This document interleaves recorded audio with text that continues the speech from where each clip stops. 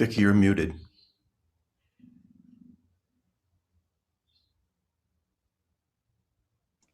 Okay, everyone. Now do I have sound? Am I good? Thank you. Welcome, everyone, to Friday, our final day in this Holy Week of Silence. Thank you, everyone. Thank you, James, for inspiring us to join you with this pose, with this opening to the quiet and to the sounds of spirit within. Thank you for the holiness of falling into the love of God this week. So this is our post for today, and we're going to ask Alice. Alice, are you here today? Would you like to read again this morning for us and read it twice, pause in between, and give it a second read so we can deepen within us all? Okay, can you hear me? Thank you, Alice. My sound's not working too well, but I think everyone else can hear you. Okay. The Master Teacher within. The voice you hear is but your own. You've been led to believe that the most popular spiritual path is the right one to follow. What I'm telling you is very different.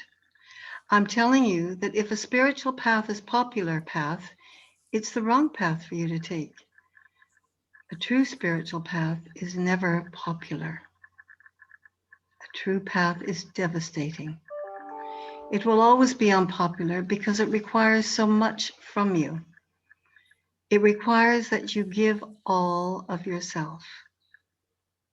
While the popular path asks you to only give some of yourself. I'm not talking about giving all your money to a charismatic leader or to a church.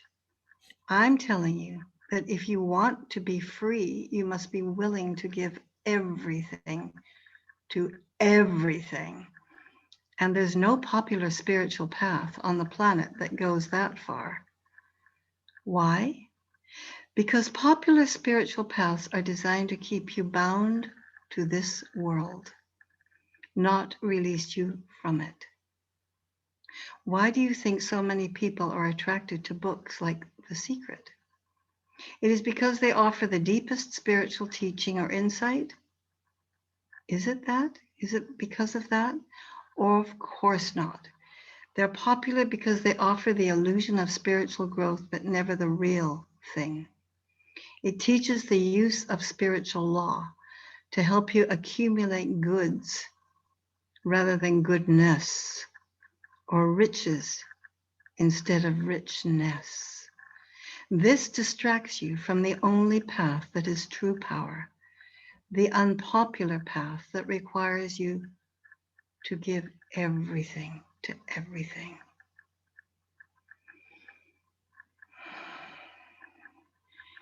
You've been led to believe that the most popular spiritual path is the right one to follow.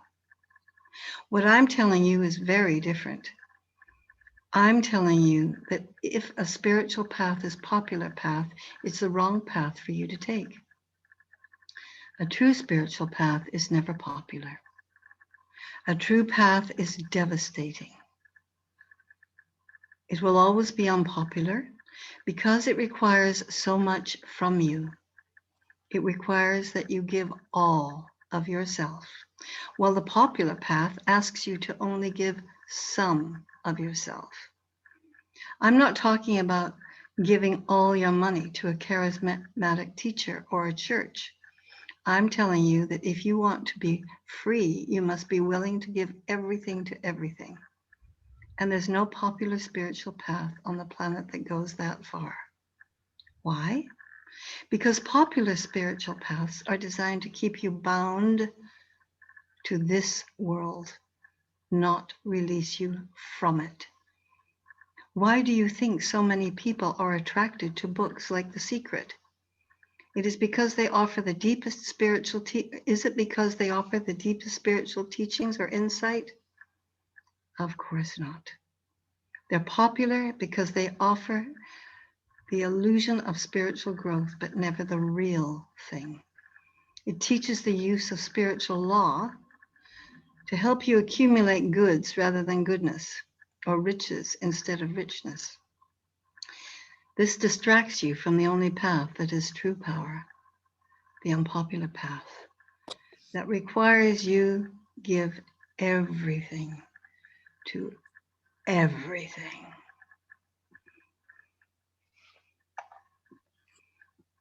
Thank you, Alice. Do you have a reflection you'd like to share on that? Well, it was interesting reading it. It was going through my mind then. I remember, I think it was a parable by Jesus or a story in the Bible, and I can't remember it exactly, but it was about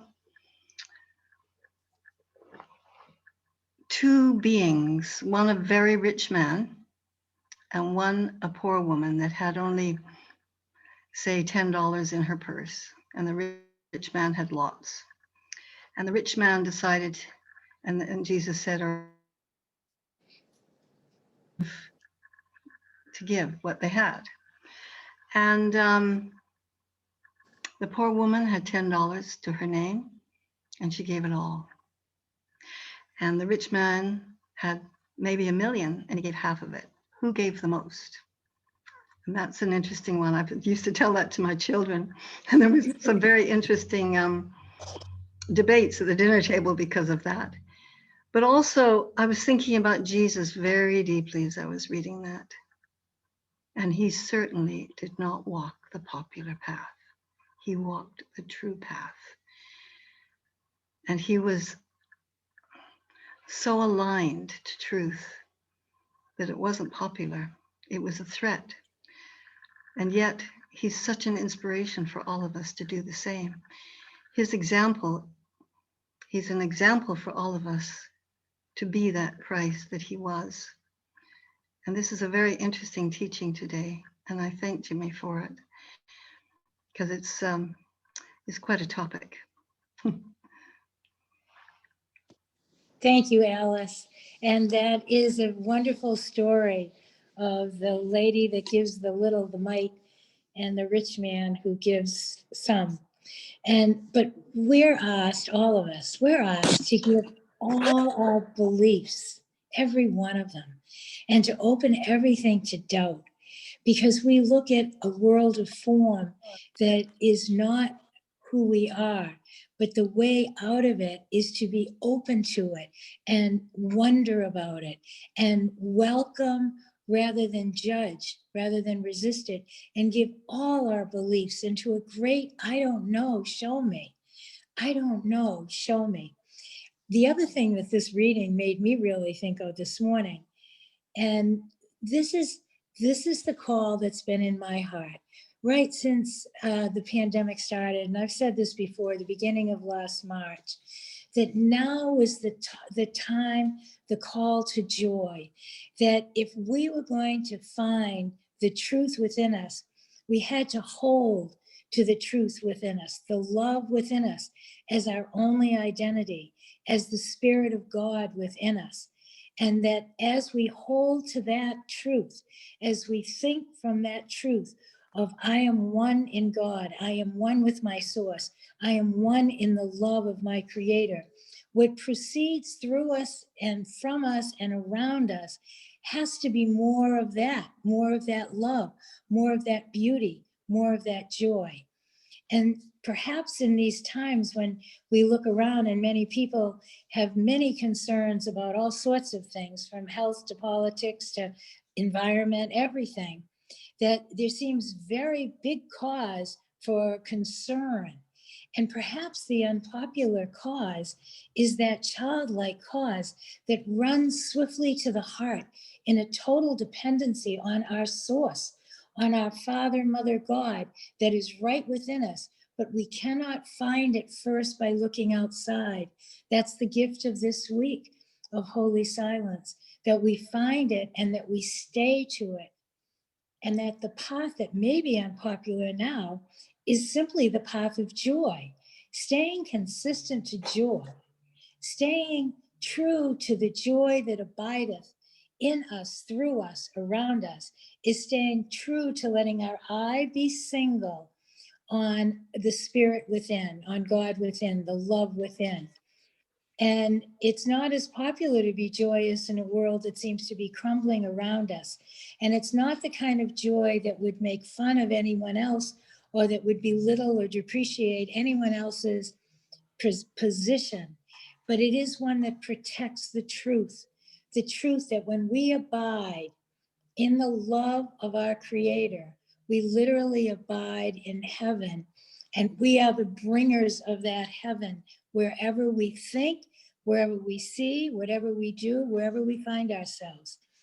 And for me, this could be an unpopular path, but the path of joy is I know what I'm called to. And I trust that many of us hear that call. And we are all called to it. And it is a joy without opposite, because there's no fear possible when we have given ourselves completely to our Creator, to Spirit. When we've given everything, over every belief, over every understanding we have, and said, here I am, Lord, show me. Here I am, I give you all my ideas, all my riches, whatever they've been, and I will rest in your love. I will rest there, dependent like a little infant, dependent and grateful and joyful that everything has been given to me, the everything of presence, of love, of fullness, and that it goes before me to literally make the crooked way straight wherever we walk.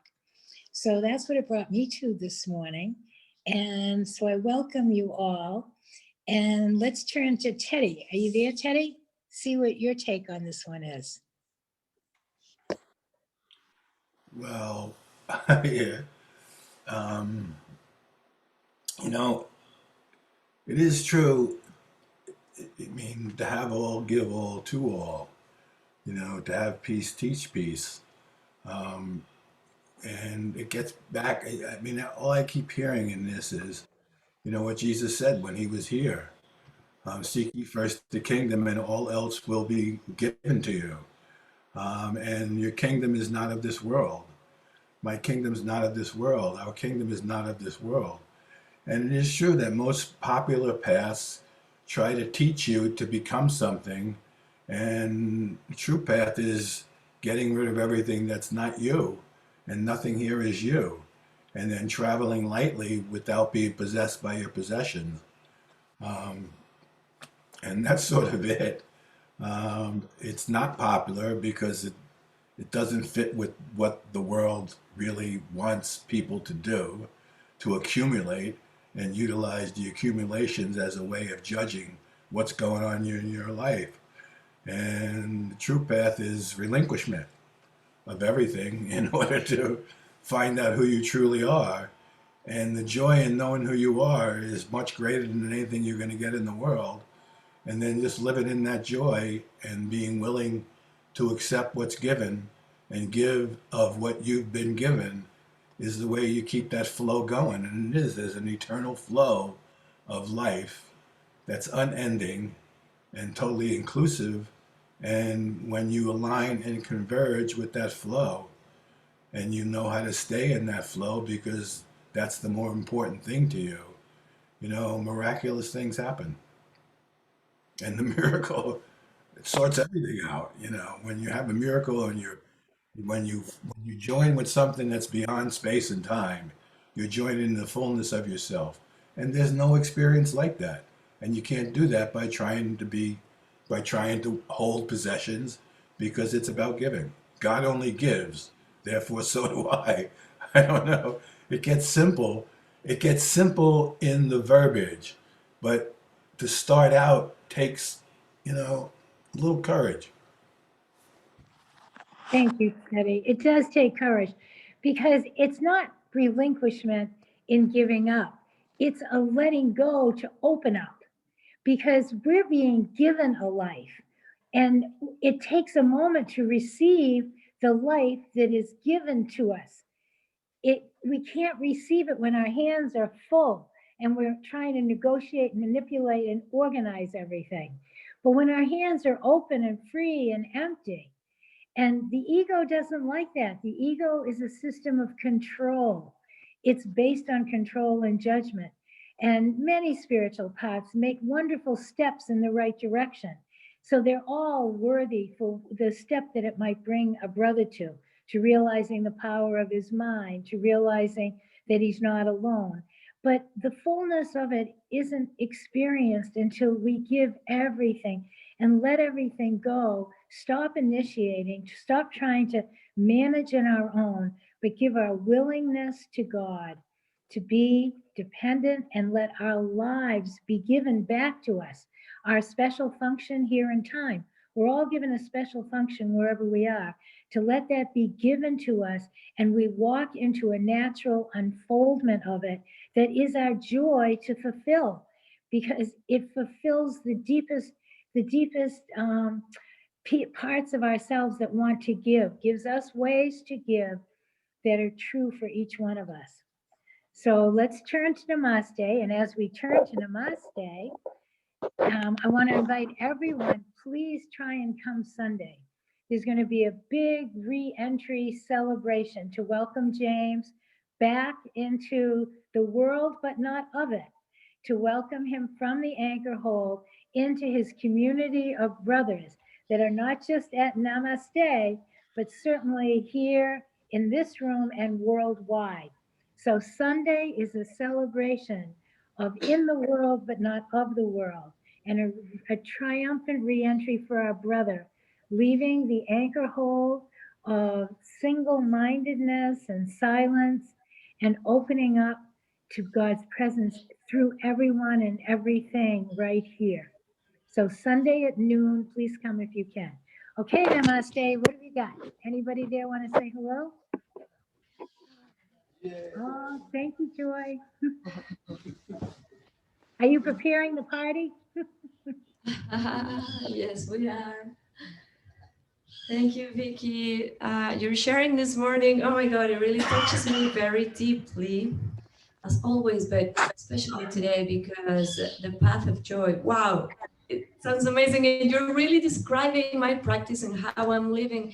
It's great because you were saying that mostly in these times, we need to be dependent on source. And that leads us directly into the path of joy without opposite. And I've been experiencing it. I mean, last year was challenging for sure, but I've been sharing with my friends that it has been the time that I've been the most joyous, like the happiest I've ever been, even though it was probably the most challenging one in my life.